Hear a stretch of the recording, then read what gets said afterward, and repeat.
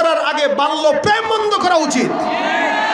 আমাদের দেশের অধিকাংশ স্কুল কলেজের ছেলেরা বয়স 17-18 হয় নাই, এক একজন 2-4 জনের সঙ্গে লাইন মারতে ব্যস্ত হয়ে যায়। এই হইল হাল। অথচ বাল্য বিবাহ বন্ধ, এদিক দিয়ে বাল্য প্রেম চলতেছে, বন্ধ করার কেউ নাই। আর যে হালত শিক্ষানীতির ভিতরে যা পরিবর্তন হচ্ছে, এমনও আমরা এগুলা বন্ধ করতে পারি না। এখন আরো সহশিক্ষা, সমকামিতা, ট্রান্সজেন্ডার, আরো কত কিছু, শরীফ থেকে শরীফা যা কিছু হচ্ছে, এগুলো মুসলমানের ঈমান ধ্বংস করার পায়তারা চলতেছে। এজন্য আপনার আমার উচিত কি, যতক্ষণ শিক্ষানীতির পরিবর্তন না হবে ততক্ষণ এই আল হেরা দারুল কোরআন মাদ্রাসাগুলোর মতো মাদ্রাসা আপনার আমার সন্তানকে ভর্তি দেওয়া। কেন? সন্তানকে যদি মানুষ বানাতে চান অবশ্যই মাদ্রাসায় দেন। স্কুলে দিবেন না এটা বলছি না আমি, স্কুলেও দিবেন। তবে কখন দেব? যখন দেখব স্কুলের শিক্ষা আমার সন্তানের জন্য নিরাপদ। যেই শিক্ষার ভিতরে ট্রান্সজেন্ডারের মতবাদ থাকে, যেই শিক্ষানীতির ভিতরে সমকামিতা, যেই শিক্ষানীতির ভিতরে শরীফার গল্প থাকে, এই শিক্ষানীতি আমার দরকার নাই। এই শিক্ষানীতি যতক্ষণ পরিবর্তন না হবে সন্তানকে মাদ্রাসায় ভর্তি দেব, স্কুলের বারান্দায় দেব।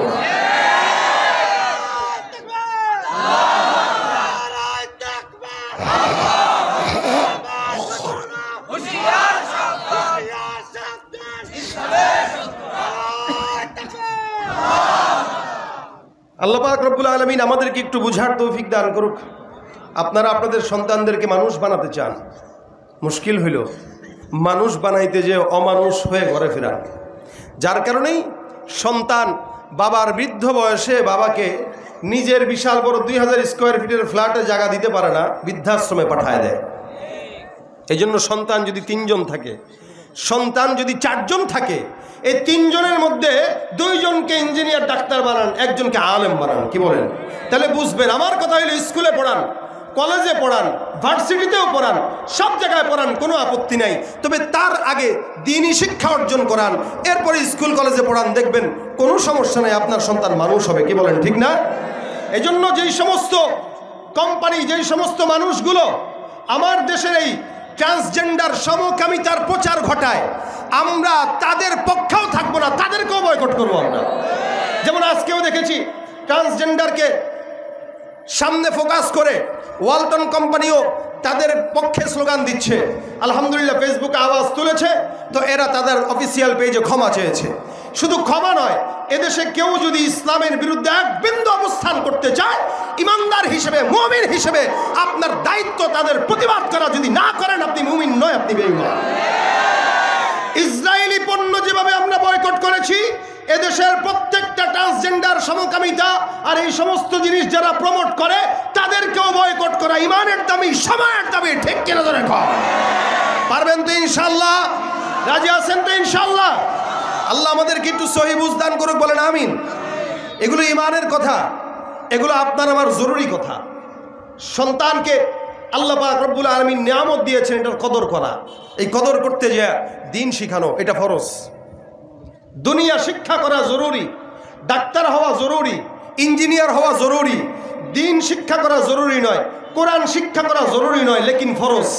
জরুরি এক জিনিস, ফরজ আর এক জিনিস। আমি পাঞ্জাবি পড়ছি এটা জরুরি, কিন্তু পায়জামা পড়ছি এটা ফরজ। কেন? সতর ঢাকা কি ফরজ, আর জামা পরা ফরজ না। এটা জরুরি, এটা চাইলে পড়তেও পারি, না চাইলে খালি গায়েও থাকতে পারি। কিন্তু নিচে যেটা পড়ি এটা পড়া সবার জন্য ফরজ। ফরজ আগে না জরুরি আগে? মাহফিল আগে না ফরজ নামাজ আগে? এই যে রাত 12টা 12:30 বেজে যাচ্ছে, আমাদের এই মাহফিলের কারণে কারো যদি ফজর নামাজ মিস হয়, সমস্ত গুনাহ আমার কপালেও আসবে, কমিটির কপালেও যাবে। কেন? যে ফজর আগে, মাহফিল আগে না। কেন? মাহফিলটা জরুরি। মাহফিল কেন? ফজর ধরার জন্য, জোহর ধরার জন্য, আসর ধরার জন্য, মাগরিব ধরার জন্য, এশা ধরার জন্য। এখন ফরজ আগে, নফল জরুরি পরে। এখন কোরআনের জ্ঞান এটা ফরজ, দুনিয়াবি জ্ঞান এটা জরুরি। এখন দুনিয়ার জরুরি শিখতে যায় যদি ফরজ নষ্ট হয়, কোরআন দুনিয়াবি শিখতে যায় যদি কোরআন সুন্নাহর বিপরীতে কোনো কাজ যায়, তাহলে ওই দুনিয়াবি শিক্ষাকে ছিঁড়ে ফেলে দিয়ে কোরআনটাকে আমার বুকে ধারণ করতে হবে। এটাই হলো ইসলাম। এই কথাগুলো বুঝবেন। আপনার সন্তানকে অবশ্যই বছর শুরু এই দ্বীনি মাদ্রাসা যতগুলো আছে এলাকায়, সন্তানকে মাদ্রাসায় ভর্তি দেন, অন্তত কোরআন শিখান। হাফেজ বানান, তারপরে ইঞ্জিনিয়ার বানান, ডাক্তার বানান। কারণ আমাদের দেশে বর্তমানে যে অবস্থা ডাক্তারদের, আইসিইউর মিনিং জানে না, ওটির মিনিংও জানে না। যদি ওটি কারে কয়, ওটি করাইতে হবে। আমার মতো একটা বকলম মূর্খ বলতে পারে অপারেশন থিয়েটারকে ওটি বলে, আর এ ডাক্তার হয়ে ঢাকা মেডিকেলের কলেজে বসে, ঢাকা মেডিকেলে বসে আছে, ওটির অর্থ জানে না। কেন জানেন? সব অটো পাস। আপনার সন্তানকে স্কুলে পড়াবেন, কলেজে পড়াবেন, পাশাপাশি যদি কোচিং না করান, স্যারেরা আপনার সন্তানকে ফেল করা দিবে, পাস করাবে না।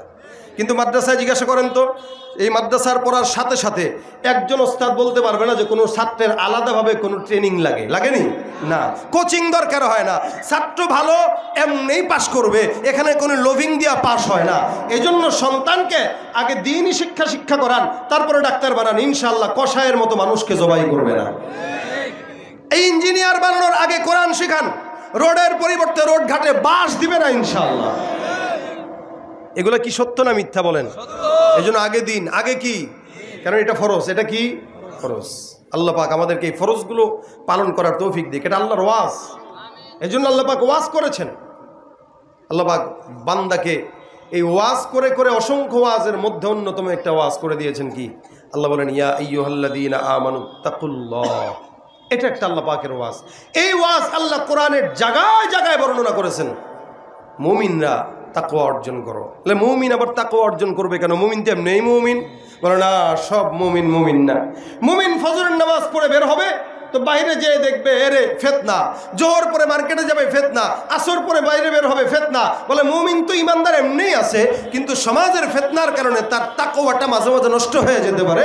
এই কারণে ইমানদারকে আলাদাভাবে বলছি, ইমানদার অন্তরে আল্লাহর ভয় ঢোকাও। সুবহানাল্লাহ। এই জন্য আল্লাহ পাক বলেন, ইয়া আইয়ুহাল্লাযীনা আমানুত্তাকুল্লাহা ওয়া কুনু মা'আস সাদিকিন।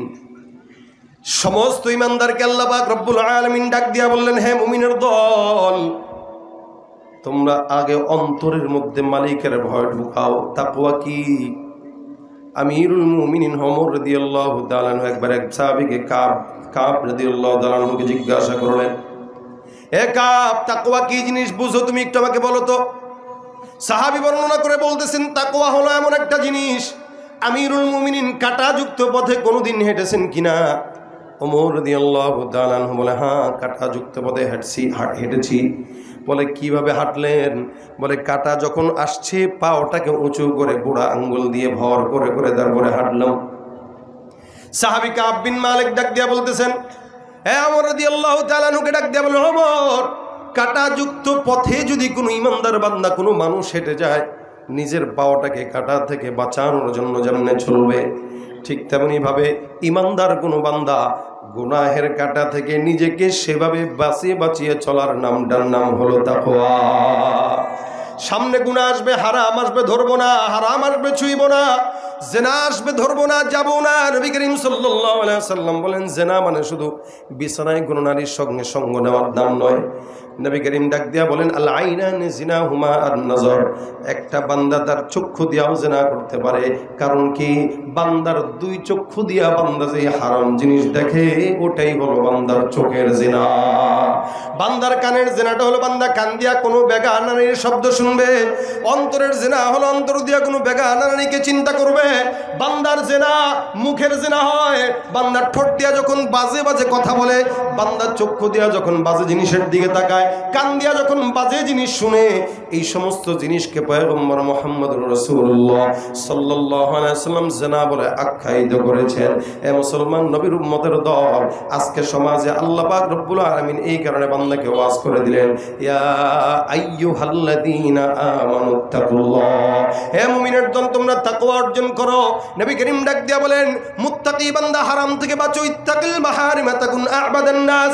হে ইমানদার, মানুষের মধ্য থেকে যদি কেউ আল্লাহর কাছে অনেক দাবি হতে চাও, ওই বান্দা যেন সব হারাম কাজ থেকে নিজেরা গুটায় নেয়। সমাজের মধ্যে আমিও চলি, আপনারাও চলেন, এমন একজন বান্দা নাই যেই বান্দা বুক উঁচু করে এই কথা বলবে যে আমি কোনোদিন গুনাহ করি নাই। বলেন তো, যত বড় পীর হোক না কেন, কোনো বান্দা কি এমন আছে নাকি যেই বান্দার কোনো গুনাহ নাই? আছে নাকি? এলাকার যত বড় পীর হোক না কেন, যত বড় বুজুর্গ হোক না কেন, যত বড় আল্লাহওয়ালা হোক না কেন, সব বান্দারাই গুনাহগার। একমাত্র নবী রাসূল সাহাবা আজমাইন ছাড়া দুনিয়ার জমিনে কোনো বান্দা এমন নাই যে বান্দার কোনো গুনাহ নাই। আল্লাহ পাক রব্বুল আলামিন সব পয়গম্বরদেরকে নিষ্পাপ বানাইছেন, এটাই আমাদের আকীদা। আর সাহাবা আজমাইনদেরকে আল্লাহ পাক রব্বুল আলামিন যদিও তাদের মাধ্যমে কিছু কিছু ভুল আল্লাহ নিজে করাইছেন, এই ভুলটা গোটা দুনিয়ার উম্মতের জন্য আল্লাহ পাক শিক্ষা হিসাবে রেখে দিয়েছেন। সাহাবা আজমাইনদের ব্যাপারে আল্লাহ পাক রব্বুল আলামিন বলেন, রাদিয়াল্লাহু আনহুম ওয়া রাদু আন, এরাও আমার উপর সন্তুষ্ট, আমিও তাদের উপর সন্তুষ্ট। অর্থাৎ আল্লাহ পাক রব্বুল আলামিন সাহাবা আজমাইনদেরকে জমিনের মধ্যে জান্নাতের সার্টিফিকেট দিয়েছেন। আল্লাহ পাক কোরআনে ডাক দিয়ে বলেন, যদিও আমাদের সমাজে কিছু কিছু বান্দারা আছি আমরা যারা আকাবিরদেরকে গালি দেয়, আল্লাহওয়ালা বুজুর্গদেরকে গালি দেয়, আমাদের আসলাফ সালফে সালিহিনদেরকে গালি দেয়, সাহাবা আজমাইনদেরকেও গালি দেয়। মনে রাখবেন আল্লাহ পাক ডাক দিয়ে বলেন, ওয়াস-সাবিকুন আস-সাবিকুন উলাইকাল মুকাররাবুন ফি জান্নাতিন নাঈম সুল্লাতুম মিনাল আউয়ালিনা ওয়া কলিলুম মিনাল আখিরিন। জামানা যদিও অনেক আগে চলে গেছে, অনেক সময় আমরা মনে করি আমাদের আগে যারা চলে গেছে এরা মনে হয় ইসলাম বুঝে নাই, কিন্তু মনে রাখবেন তারা ইসলাম যদিও আপনার বুঝ মতো কম বুঝছে, কিন্তু তারা জান্নাতের মেহমান হয়ে গেছে। জামানা যত সামনের দিকে আগায় মানুষগুলো তত জাহান্নামী, আর জামানা যত পিছনের দিকে যায় মানুষগুলো তত জান্নাতি। এ মুসলমান, আল্লাহ পাক বলেন, আস-সাবিকুন আস-সাবিকুন উলাইকাল মুকাররাবুন ফি জান্নাতিন নাঈম।